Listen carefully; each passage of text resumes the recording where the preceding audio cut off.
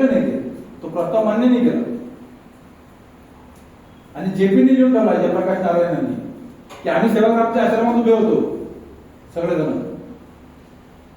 आणि पंडित जवाहरलाल नेहरू आणि सरदार पटेल आले तिथं, सरदार गांधी तिथंच होते, खान अब्दुल गफ्फार खान, आम्ही सगळे लोक उभे होतो. ते दोघं जण आले आणि त्यांनी शांतपणे सांगितलं की बापू, आमच्याच्याने आता हा नरसंहार पाहिला जात नाही, हे जे काही दंगली भडकल्या आहेत फाळणीच्या नावाने हिंदू मुस्लिमांच्या, हे आमच्याच्याने बघवल्या जात नाहीत आता, त्यामुळे आम्ही फाळणीला मान्यता देऊन इथं आलो, आम्ही होकार देऊन आलो की फाळणी आम्हाला मान्य आहे.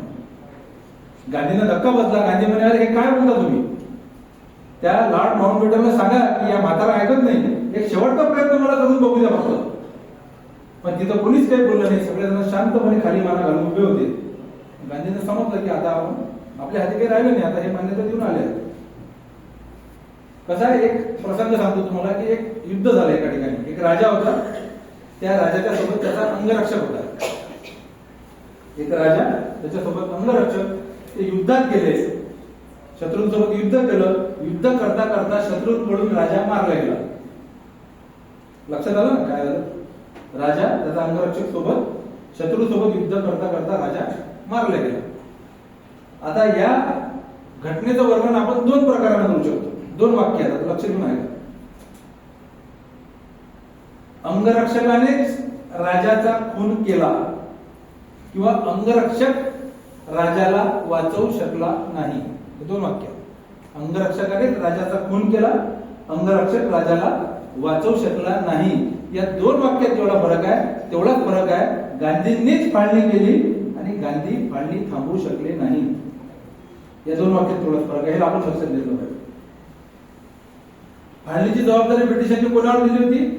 सिरिल रेडक्लिफ नावाचा अधिकारी, ब्रिटिश अधिकारी. तो ब्रिटिश अधिकारी नुकताच भारतात आलेला, त्याने लिहून ठेवलं आहे की मला ही जबाबदारी दिली ब्रिटिशांनी, ब्रिटिश गव्हर्नमेंटनी. त्याच्या अगोदर मी या भारतात कधीच आलो नव्हतो, इथल्या भौगोलिक परिस्थितीची मला अजिबात जाणीव नव्हती. ही फाळणी करण्यासाठी मला किमान 2 वर्षाचा कालावधी हवा होता. मला दिले किती? फक्त 40 दिवस. मग या 40 दिवसात मला जे कळलं ते तुम्ही रे सोडली, त्या जी काही माहिती मिळाली मला त्याच्या आधारावर मी फाळणी केली.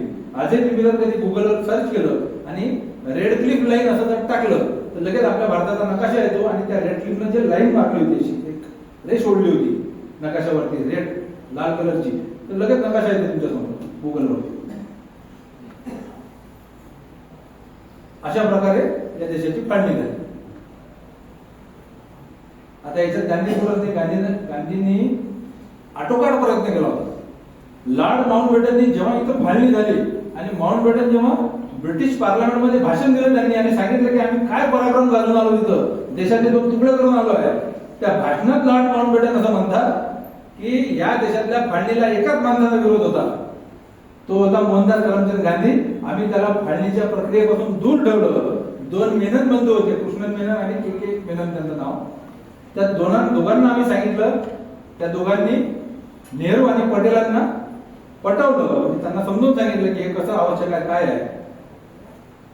आणि गांधींचा विरोध होता तर गांधींना आम्ही दूर ठेवलं. हे लॉर्ड माउंटबॅटन सांगून राहिलं ब्रिटिश पार्लमेंटमध्ये, फाळणीपासून दूर ठेवलं याला म्हणून गांधीला.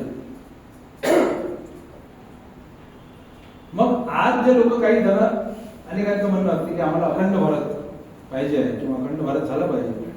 डॉक्टर बाबासाहेब आंबेडकरांचं एक वाक्य आहे, त्यांनी म्हटलं आहे की मी ईश्वर काही मानत नाही, पण या देशाची जी फाळणी झाली त्या फाळणीला मी ईश्वराचा आशीर्वाद मानतो. कारण जर ही फाळणी झाली नसती तर या देशातल्या हिंदूंना कायम मुस्लिमांच्या दयेवर जगावं लागलं असतं, असं एक ते वाक्य आहे. पण त्याचा जर विचार केला आपण तर आज 80% हिंदू आहेत आपल्या देशात. 80% हिंदू, 14.5% मुस्लिम आहेत आणि 5.5% बाकी सगळे आहेत. 80% हिंदू आहेत. जर या देशाची फाळणी झाली नसती तर आपल्या देशात आज किमान 40% हिंदू असते, हे मुस्लिम असते 40%. आज आपल्या देशात जे सरकार बसलाय वरती केंद्रात, ते 33 ते 37% मतं घेऊन बहुमतात आलेलं सरकार. 2 टर्म मध्ये मागे 33 ते 37% मतं घेऊन आलेलं सरकार.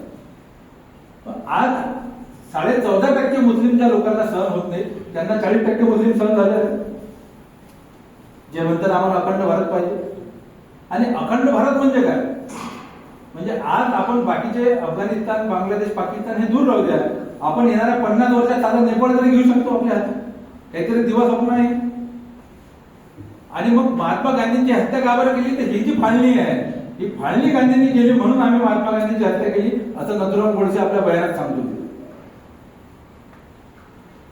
दुसरं कारण सांगतो तो की 55 कोटी रुपये पाकिस्तानला द्यायला लावले या महात्मा गांधींनी, म्हणून आम्ही महात्मा गांधींची हत्या केली. 55 कोटीचा विषय याला धरून आहे म्हणून आपण समजून घेतला पाहिजे. या देशाची जेव्हा फाळणी झाली, तशी दोन भावात जशी हिस्से वाटणी होते, तशी भारत आणि पाकिस्तानात हिस्से वाटणी झाली. तेव्हा आपल्या रिझर्व्ह बँक जी आपली, त्या रिझर्व्ह बँकेत होते 375 कोटी रुपये. त्या 375 कोटी रुपयांपैकी 300 कोटी रुपये आले भारताच्या हिश्श्यावर, 300 कोटी रुपये, आणि पाकिस्तानच्या हिश्श्यावर गेले 75 कोटी रुपये. मग ज्यावेळेस हा करार झाला, या करार करताना तातडीची मदत, राज्य कारभार चालवण्यासाठी तातडीची मदत म्हणून पाकिस्तानला 20 कोटी रुपये देण्यात आले. 75 कोटी रुपये